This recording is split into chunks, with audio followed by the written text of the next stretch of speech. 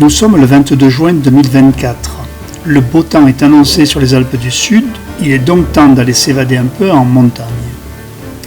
Aujourd'hui, Olivier et moi choisissons un objectif original, un parcours de crête qui devrait nous permettre d'enchaîner 3 beaux sommets du Dévoluy, la Rama, l'Aiglière et pour finir le Rocheron.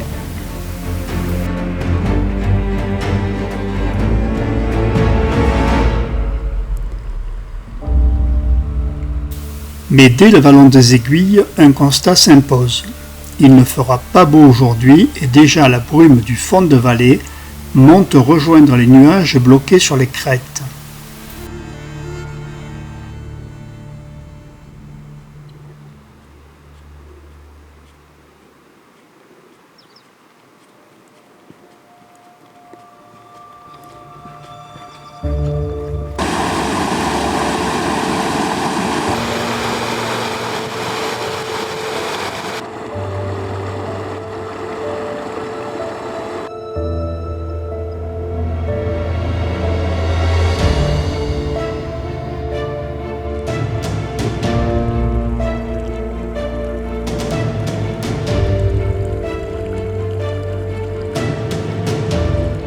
Le torrent forme de beaux méandres sur le replat du vallon et les plantes alpines des milieux frais et humides y poussent à foison.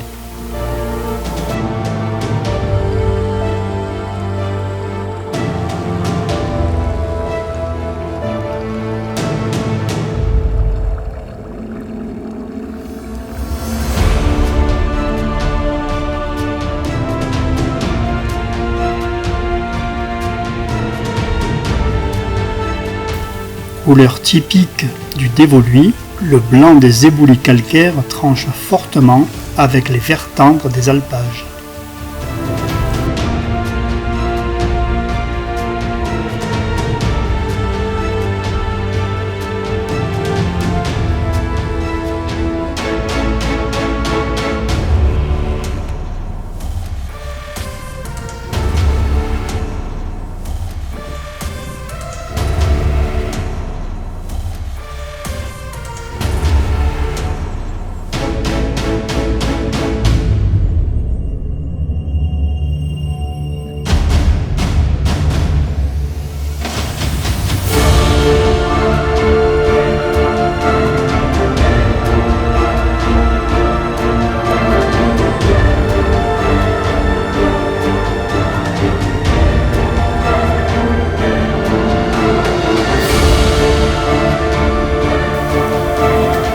Nous attaquons la pente raide qui nous donnera accès à la crête de la Rama, 500 mètres plus haut.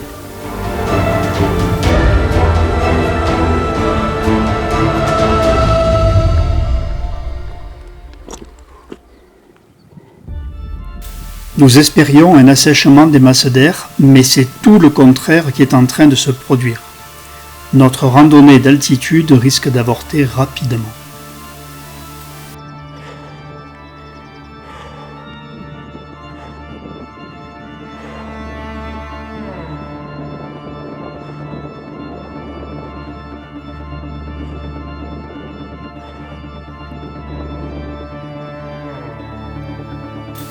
Une belle harde de chamois observe notre lente progression vers la crête.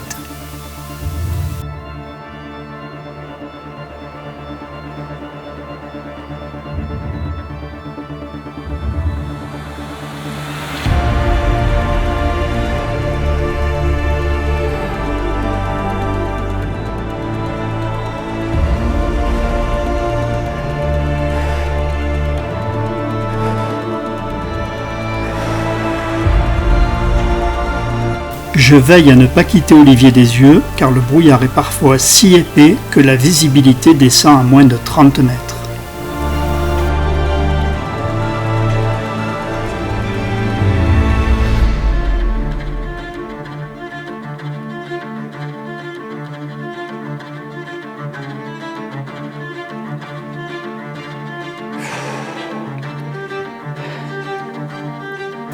La pente se redresse de plus en plus et devient minérale.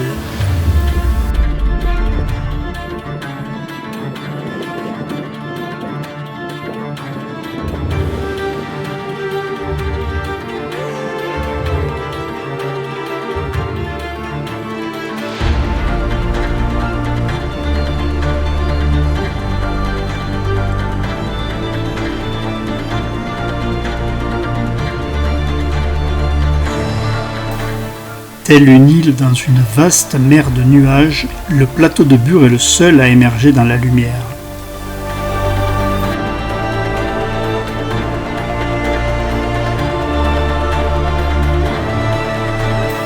Ici, tandis que la crête approche et que nous suivons une arête rocheuse, nous allons rencontrer de nombreuses androsaces helvétiques, des plantes encoussinées totalement adaptées au froid parfois extrême des crêtes ventées.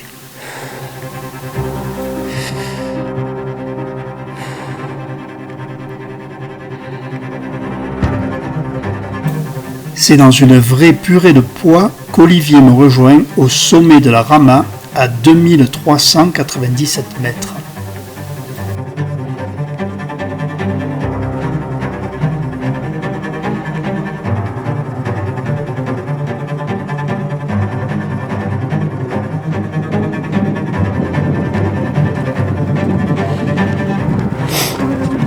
Bienvenue à la Rama.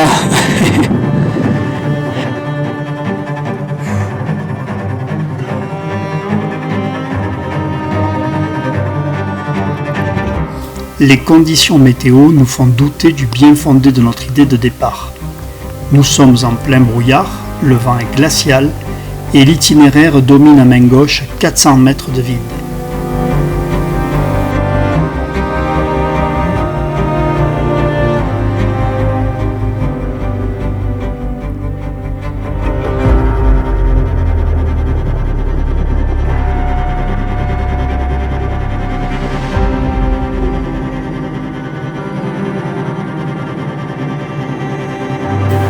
Soudain, le grand Ferrand émerge dans une éclaircie.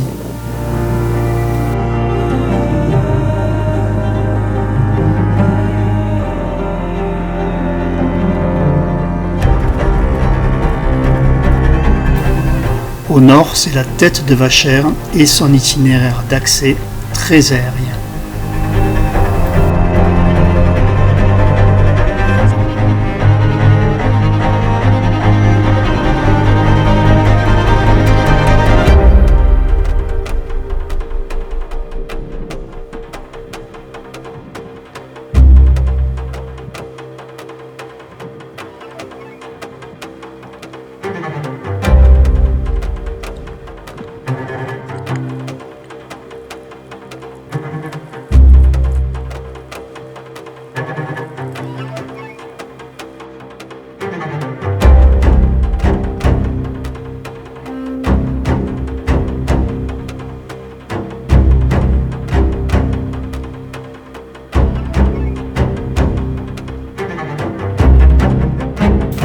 À la faveur d'une éclaircie, nous rejoignons le second sommet de la Rama, haut d'1 mètre de plus que le premier.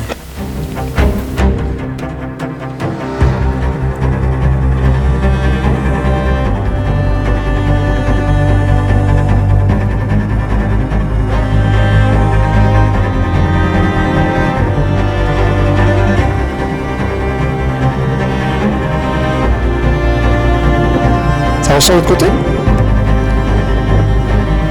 Olivier découvre ce qui semble être un passage sous un énorme névé perché sur la face nord.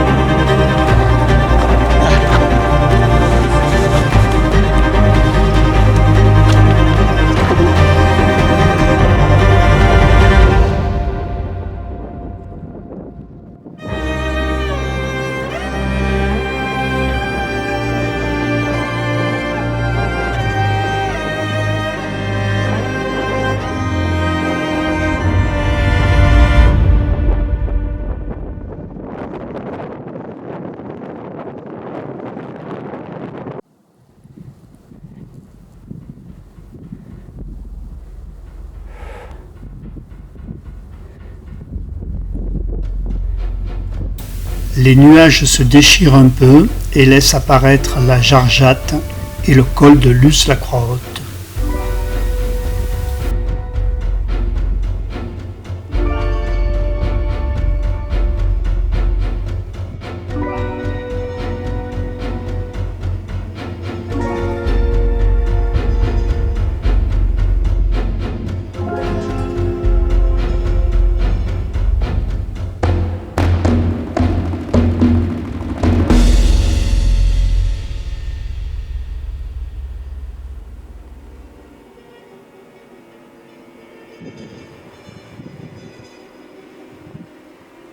Un col sans nom se profile sur la crête, ce sera notre itinéraire de retour.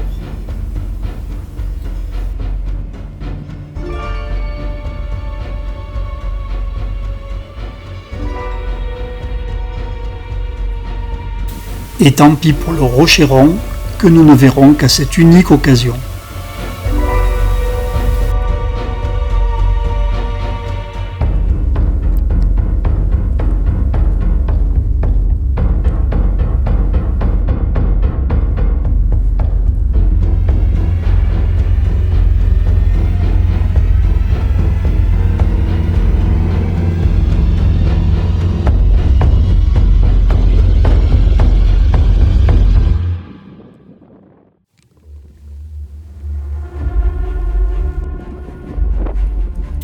Ces éboulis détritiques où se mélangent la calcite et la dolomie sont propices à l'expansion des plantes alpines en coussinets et d'autres espèces inféodées aux crêtes ventées.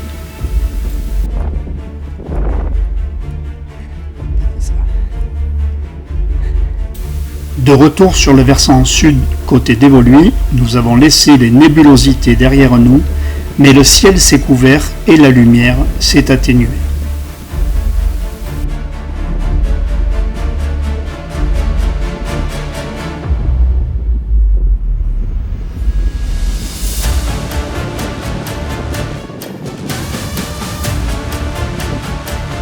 À présent, nous revenons vers la cascade de Saute-Or, littéralement la cascade de Saute-le-Vent, pour l'approcher au plus près.